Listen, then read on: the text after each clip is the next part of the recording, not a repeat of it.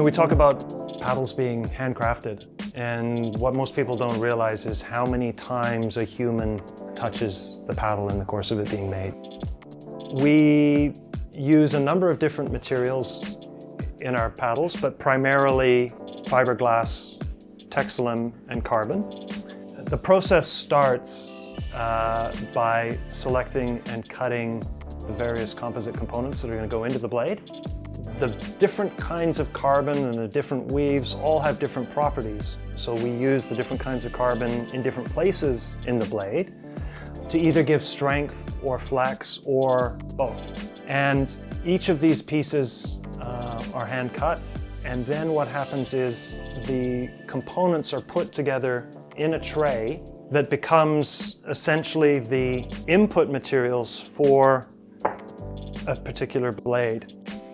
And the components that would go in for a Salish or an Andaman or a Nootka are different from each other. So each blade shape has a different layup, each blade shape has different components, and those components are all optimized for the sole purpose of trying to build the best quality paddle. At the very center of the blade is a foam core. The foam core is CNC machined, then hand sanded. So the ABS edging allows your paddle to bang up against something and for the carbon not to crack. Yeah. The tray then is given to one of the guys in the layup area, and he lays up the blade.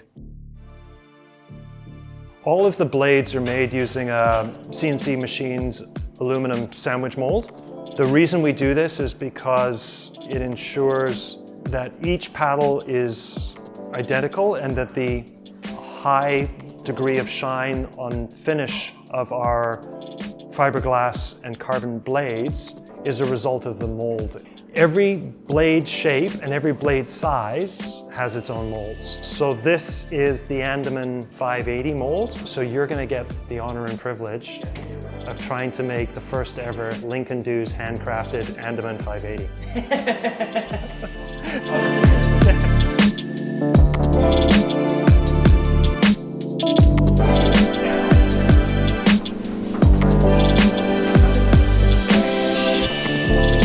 So now we roll it to basically to get the air bubbles out and to start getting absorption. So the molds weren't exactly the same shape. So one side's the power and one's the back side.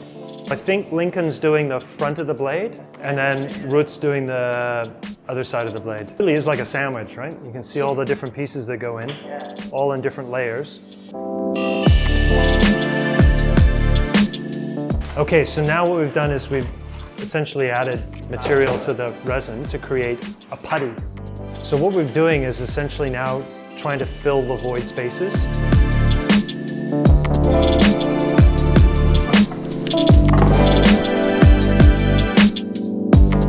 So here you got the press with the heating elements on either side. The idea here is that we're going to only use the amount of energy that we need to take the resin through the proper heat cycle. Right?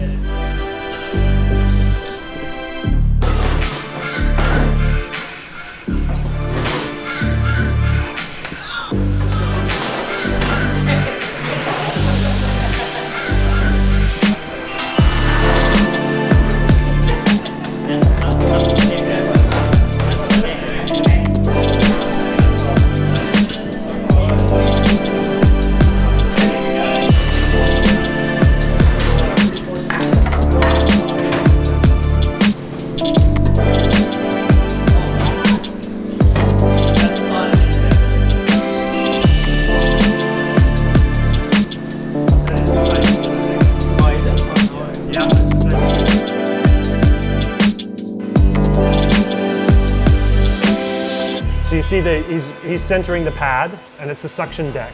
So the suction will hold the pad in place, and then the suction holds the blade on the pad, and then the CNC machine will cut around it. Yeah. Right, so essentially he just puts some tape to hold it, help seal. Now he pulls out the Andaman 520 file, just changing the bit, put the right bit on, because if he cuts it with that bit, your paddle's done.